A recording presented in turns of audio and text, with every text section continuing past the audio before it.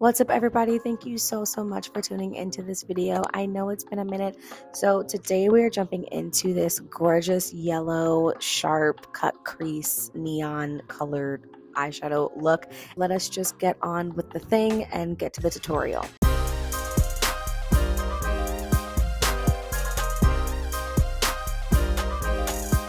But first, coffee.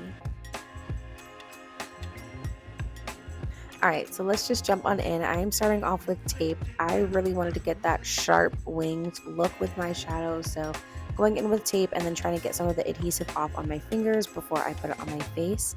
And then I am going in with the NARS Radiant Creamy Concealer. This is the shade Ginger, and I'm just using that as my eyeshadow base so that I can get like a really nice pigment and really good payoff. I am not setting this with powder before I go in with my shadows. First shadow that I'm using is from the OneSize Visionary palette, and I'm just throwing this like kind of all over the top. It's going to be my transition shade. Y'all know me, I live for a transition shade. It just is, I can't do my makeup without it. I can't. And then I'm going in with a deeper, more taupey color, and I'm putting that a little bit above my crease. Once again, I have hooded eyes, so I am trying to create a different kind of crease than what I naturally have. Ignore that. I scratched my forehead in the shower. It's one of the dumbest stories I'll probably ever tell, so I'm not even gonna tell it. Let's just get on with the look. And then again, that taupe and making sure that it's nice and blended out and kind of also packing it into the corner.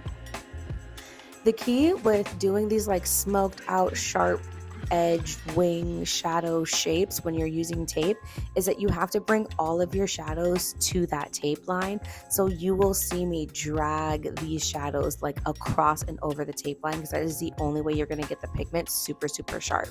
So now I'm going in with a really dark brown color, and I'm kind of putting this in the outer V. I'm really deepening up that outer corner.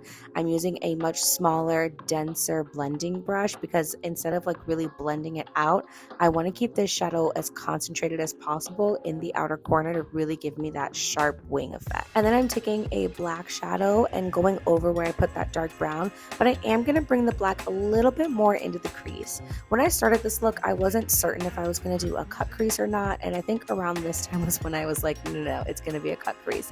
In order to get the look that I was going for, I needed to bring the darker tones into the front part of my eye, so I am now bringing that dark brown into the front portion of my eye towards the inner corner instead of just keeping it on the outer corner. And then with some Garnier Micellar Water and a Q-tip, just going in and cutting the crease and then laying down some new concealer.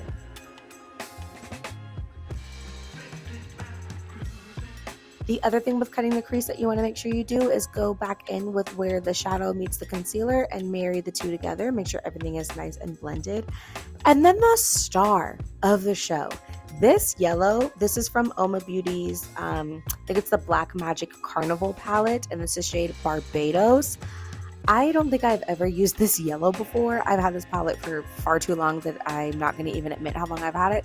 But this yellow is insane. It is gorgeous, absolutely stunning, so incredibly pigmented. Obsessed. It's gorgeous, and it just was the perfect pop of color that I was looking for. So now that I've got this color laid in, I'm just going back in with that black shadow and really kind of trying to blend the two together. I wasn't getting the perfect blend that I wanted, so I'm going in now with a darker brown to be the blending point between the two. And then the eyes are pretty much done. Kind of done, not really done at all. Done enough to move on to the face. So for primer, I am using the e.l.f. Cosmetics Luminous Putty Primer. I love this. It gives you that glow, but it's still like nice and thick. You know what I mean? It's not like a watery, glowy primer. Like, it's a thick primer. And for foundation, I'm using the Lancôme Teint Idole. Someone was like, how do you still have a match because they changed the formula? This is old. I have not gotten a new bottle of this in a long time. Again, I'm not going to admit how long I've had my makeup for, so that's why I have a new match. I know that they like changed the formula and some shades changed, so I think this is 435 Bisque. I don't know if it's the same if you bought it right now, but it is what I have. So that's what this is. I love pairing a luminous primer with a more matte foundation. I feel like I get the most beautiful satiny finish. And then for concealer, going back in with the NARS Radiant Creamy Concealer in the shade Ginger. And I am putting this right up against that wing because I want it to be sharp. And one of the easiest ways to get like a sharp winged look is to put the concealer right there. And then I'm just taking a little brush and I'm going to blend it out. I am just spreading this concealer out with a brush, and then I'm going to go in and blend it out with a sponge. So I'm just starting to blend this concealer out with a little brush, and then I'm going to go back in and fully blend it out with a sponge.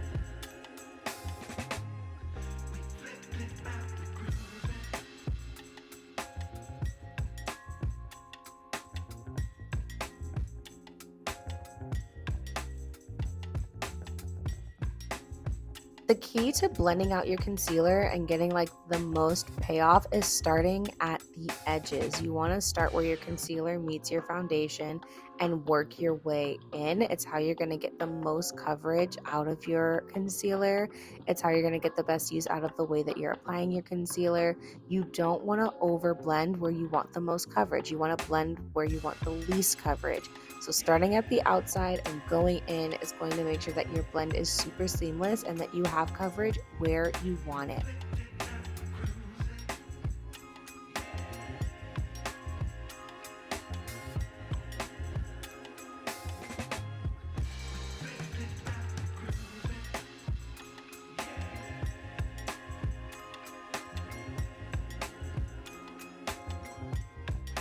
You can see me turn the blender around back to where it has like the foundation part, and that's what I'm using to really blend out the edges and make sure that everything is super seamless. For cream bronzer, I'm going in with one of my absolute favorites. This is the LYS Beauty No Limits Cream Bronzer Stick. It is phenomenal.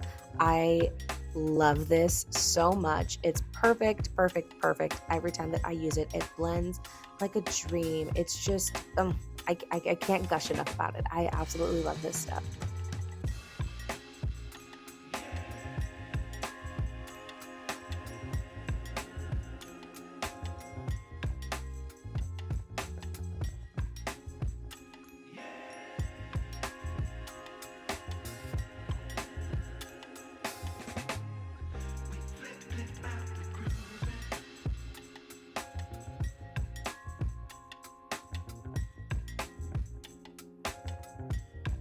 And now for blush, I'm becoming such a blush girly, but I am using these cream blushes by Milani. The pigment in these is so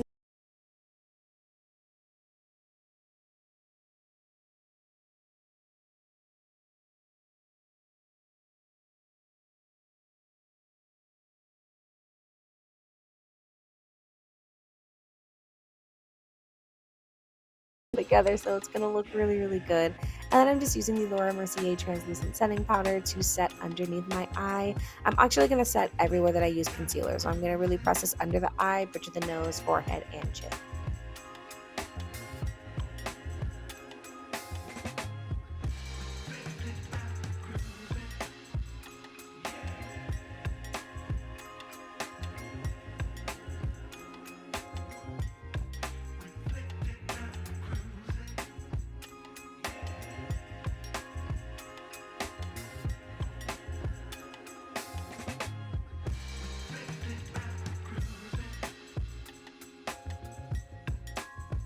And then to set the rest of the face, I am using the Sephora Microsmooth powder in the shade Tan. I love this. I love this powder. The finish is gorgeous. But I'm avoiding kind of like where I put the bronzer because I'm going to go in with a powder bronzer. So now I'm using the Black Radiance pressed powder in the shade Ebony. And I am using that to go over and set my bronzer. And then I'm going to use the Juvia's Place Blush Duo in the shade Volume 4 to set my blush.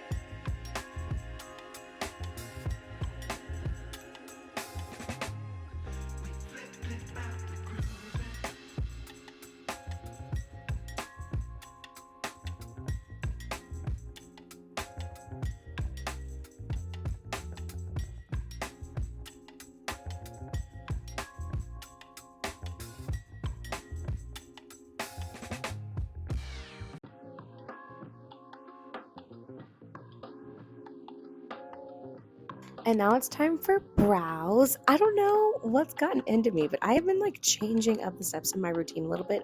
Normally, I would do brows first with a look like this, but I've been kind of waiting to do it towards the end, and I feel like I am using a lot less product. My brows come out a lot lighter and just like softer. And I'm like kind of here for it. Like, I have eyebrows, like I have a lot of brow hairs, so I don't need too much. I just need to kind of fill in the areas and like clean up the shape with the pencil. That's really all I need to do. And doing my brows towards the end of my makeup is kind of helping me achieve the look better than it was before. I don't know. Look at some of my old videos and let me know if you like my brows now or if you like them then. But I was just going in with the Maybelline, I think it's the Express Brow Pencil, and then just, I think this is a NYX Control Brow Gel.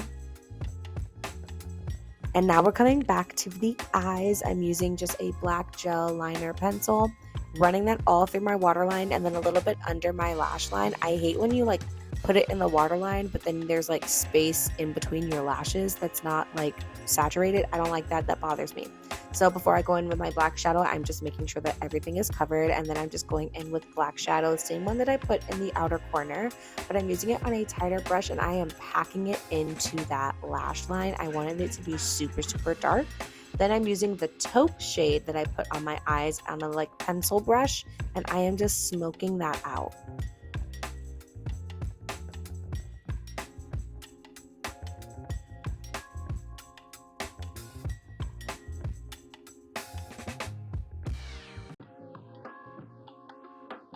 Okay, this was like the scariest part for me. I knew that I wanted to do a super dramatic wing, but I was just like really nervous about it. I wasn't sure how it was going to turn out.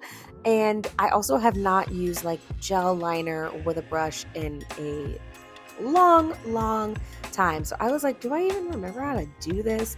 I did, because it came out cute. And I'm just using the Maybelline Lasting Drama Gel Liner to just line my eyes, doing a big wing, just kind of following the shape that I've already created. And then I've been like a big fan of that little like inner corner wing. I'm still trying to perfect it for my eye shape, but I'm kind of liking the way that it comes out. And then of course just running some mascara. This is the e.l.f. Lash and Roll Mascara, one of my absolute faves. But I'm making sure that I coat the top pretty well and coat the bottom very well before I go in with lashes. Don't ask me where these lashes came from. They came from Marshall, so I have absolutely no clue what they are. And then for lips, I'm lining my lips with the NYX Line Loud. This is in the color. Do you say shade or do you say color for a lip liner? Interesting.